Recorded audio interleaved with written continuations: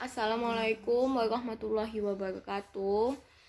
Perkenalkan, nama saya Resti Elmi Mubarakah, NIM 19030174020, kelas 2019 A, jurusan Matematika, program studi Pendidikan Matematika.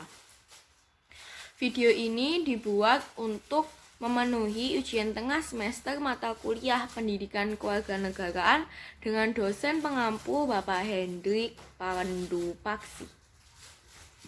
Soal yang pertama, apa itu nasionalisme dan mengapa kita harus punya semangat nasionalisme? Jadi nasionalisme itu adalah suatu paham yang menciptakan dan mempertahankan kedaulatan sebuah negara dengan mewujudkan satu konsep identitas bersama untuk sekelompok manusia yang mempunyai tujuan atau cita-cita yang sama dalam mewujudkan kepentingan nasional.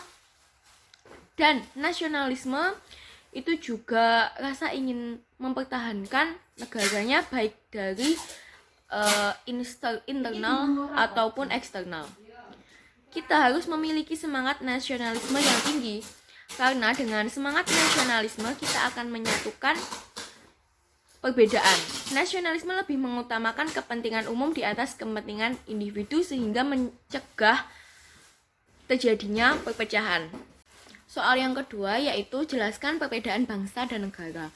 Bangsa merupakan sekumpulan orang yang memiliki kesamaan asal keturunan, adat, bahasa, dan sejarah. Bangsa adalah sekumpulan manusia yang biasanya terikat karena kesatuan bahasa dan wilayah tertentu di muka bumi. Misalnya saja, bangsa Indonesia adalah sekelompok manusia yang mempunyai kepentingan yang sama dan menyatakan dirinya sebagai satu bangsa serta berproses di dalam satu wilayah Indonesia. Negara merupakan bentuk integrasi dan bentuk organisasi pokok dari kekuasaan politik. Dengan kata lain, negara adalah organisasi dalam suatu wilayah yang mempunyai kekuasaan secara sah terhadap semua kelompok yang ada di wilayah tersebut. Negara merupakan suatu daerah teritorial di mana masyarakat dipimpin oleh sekelompok orang yang berhak melalui aturan yang sah dan masyarakat patuh terhadap peraturan yang berlaku. Soal yang ketiga, apa fungsi konstitusi bagi suatu negara? Konstitusi sendiri menempati posisi sentral dan krusial dalam kehidupan tata negara. Negara yang mendasarkan dirinya pada konstitusi akan menjadikan konstitusi sebagai pedoman dalam kehidupan bernegaranya.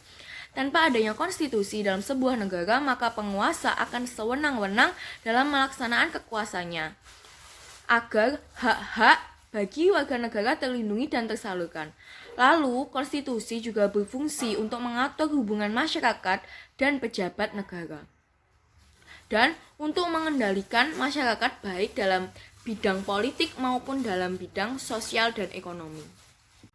Soal nomor 4, benarkah bahwa hukum itu tajam ke bawah dan tumpul ke atas? Menurut saya, pernyataan itu adalah salah. Banyak sekali orang yang menganggap bahwa orang yang beruang atau orang menengah ke atas itu pasti mudah bebas dari hukuman. Nyatanya, jika orang banyak beruang atau orang itu punya uang yang banyak, justru mereka akan lebih mudah menyewa pengacara yang berkualitas atau yang terbaik, sehingga hukuman itu sangat minim sekali ia dapatkan. Itu menurut saya.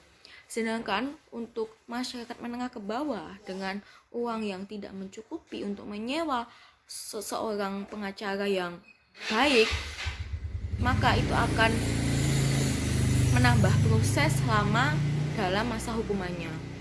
Soal nomor 5 yaitu mengapa hukum mati tidak masuk kategori pelanggaran HAM.